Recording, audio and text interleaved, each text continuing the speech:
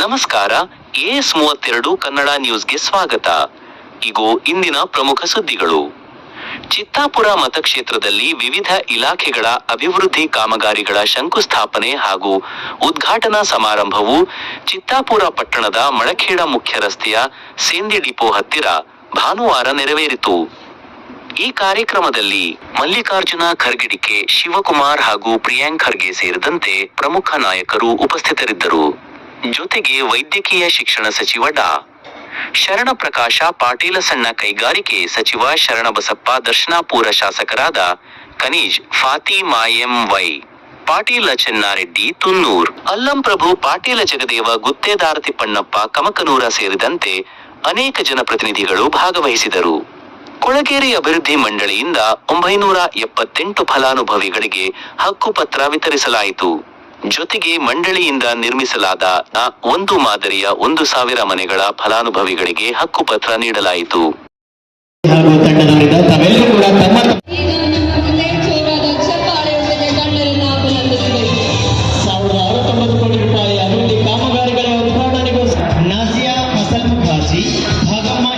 ಮತ್ತು ರೇಣುಕಾ ಮಲ್ಲಪ್ಪ ಇವರು ಆಗಮಿಸಿ ಮನೆ ಹಂಚಿಕೆ ಪತ್ರ ನಮ್ಮೆಲ್ಲರ ನಾಯಕರಾದಂತ ಮಲ್ಲಿಕಾರ್ಜುನ ಖರ್ಗೆ ಸಾಹೇಬರು ಕೂಡ ಬಂದಿದ್ದಾರೆ. ಇವತ್ತು ಅವರು ಕೂಡ ಇವತ್ತು ಸ್ಟ್ರಾಟಜಿಕ್ ಕಮಿಟಿ ಮೀಟಿಂಗ್ ಇದ್ರೂ ಕೂಡ ಸಮಯ ಮಾಡಿಕೊಂಡು ಇವತ್ತು ಚಿತ್ತಾಪುರಕ್ಕೆ ಬಂದಿದ್ದಕ್ಕೆ ನಮ್ಮೆಲ್ಲರ ಪರವಾಗಿ ಅವರಿಗೆ ಧನ್ಯವಾದವನ್ನ ಹೇಳ್ತಾ ಇದ್ದೀವಿ. ವೇದಿಕೆ ಮೇಲೆ ಆಸೀನರಾದಂತ ಎಲ್ಲ ನಾಯಕರು ಇದ್ದಾರೆ. ಬಹಳ ಜನ ಮಾತನಾಡಬೇಕಾಗಿತ್ತು, ಆದ್ರೆ ಸಮಯದ ಅಭಾವ ಇರೋದ್ರಿಂದ ಎಲ್ಲರಿಗೂ ಅವಕಾಶ ಸಿಕ್ಕಿಲ್ಲ. ಅವರೆಲ್ಲರೂ ಸಮಯನ್ನ ಕೇಳ್ತಾ ಮುಂಬರುವ ದಿನಗಳಲ್ಲಿ ಇನ್ನ ಹೆಚ್ಚು ಅಭಿವೃದ್ಧಿಗೆ ಮಾಡಲಿಕ್ಕೆ ತಾವೆಲ್ಲರೂ ನನಗೆ ಆಶೀರ್ವಾದ ಮಾಡ್ತೀರಾ ಅಂತ ನಾನು ಭಾವಿಸ್ತಾ ನನ್ನ 2 ಮಾತು ಮುಗಿಸ್ತೀನಿ. ಜೈ ಹಿಂದ್, ಜೈ ಕರ್ನಾಟಕ, ಜೈ ಸಂವಿಧಾನ. ಸಾಂಕೇತಿಕವಾಗಿ 3 ಜನರಿಗೆ ಈ ಕಿಟ್ ವಿತರಣೆ ಮಾಡಲಾಗ್ತಾ ಇದೆ. ಪಶುಪಾಲನಾ ಇಲಾಖೆಯ ವತಿಯಿಂದ ಚಿತ್ತಾಪುರ ಮತಕ್ಷೇತ್ರದ ವಿವಿಧ ಸಾಂಕೇತಿಕವಾಗಿ ವೇದಿಕೆಯಲ್ಲಿ 2 ಜನ ಫಾರ್ಮಸಿ ಅಧಿಕಾರಿಗಳಿಗೆ ಇವುಗಳನ್ನು ವಿತರಿಸಲಾಗ್ತಾ ಇದೆ. ಇದರ ಮೊತ್ತ 17.85 ಲಕ್ಷ ರೂಪಾಯಿಗಳು. ಒಟ್ಟು ಫಲಾನುಭವಿಗಳು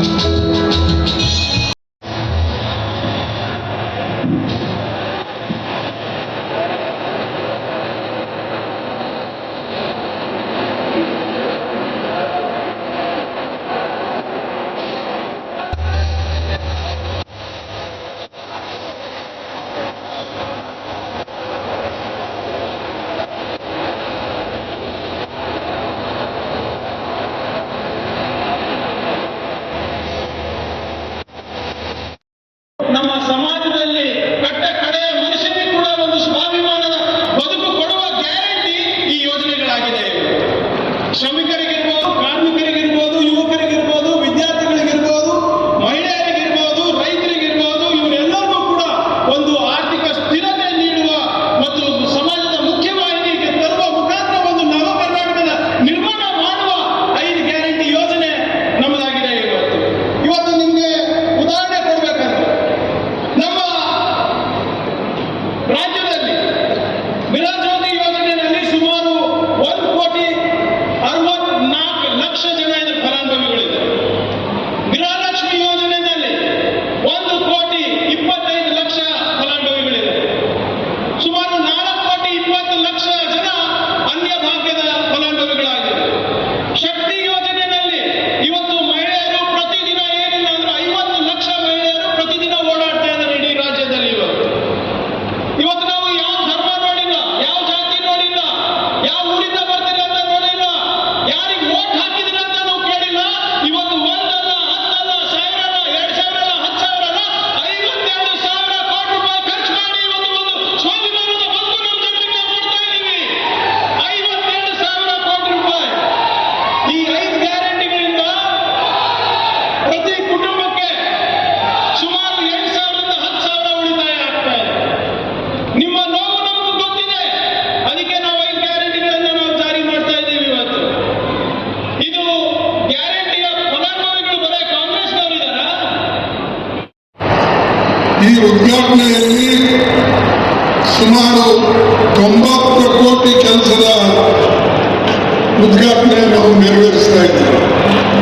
ಅದು ಕರ್ನಾಟಕ ಗೃಹ ಮಂಡಳಿ ವತಿಯಿಂದ 3 ಕಾಮಗಾರಿಗಳು 21 ಕೋಟಿ ಮೇಲೆ ಲೋಕೋಪಯೋಗಿ ಇಲಾಖೆ ವತಿಯಿಂದ ಸುಮಾರು 36 ಕೋಟಿ ರೂಪಾಯಿ ಕೆಲಸ, ನಿರ್ಮಿತಿ ಕೇಂದ್ರ 4 ಕಾಮಗಾರಿಗಳು ಸುಮಾರು 50 ಲಕ್ಷ, ಚಿತ್ತಾಪುರ ಪುರಸಭೆ ವತಿಯಿಂದ 5 ಕಾಮಗಾರಿಗಳು 94 ಲಕ್ಷ ರೂಪಾಯಿಗಳು, ವಾಡಿ ಪುರಸಭೆ ವತಿಯಿಂದ 2 ಕಾಮಗಾರಿಗಳು ಅದರ ವೆಚ್ಚ ಸುಮಾರು 1 ಕೋಟಿ 102.85 ಲಕ್ಷಗಳು, ಕೃಷಿ ಇಲಾಖೆಗೆ ಚಿತ್ತಾಪುರ ವತಿಯಿಂದ 1 ಕಾಮಗಾರಿ ಅದರ ಒಟ್ಟು ವೆಚ್ಚ 218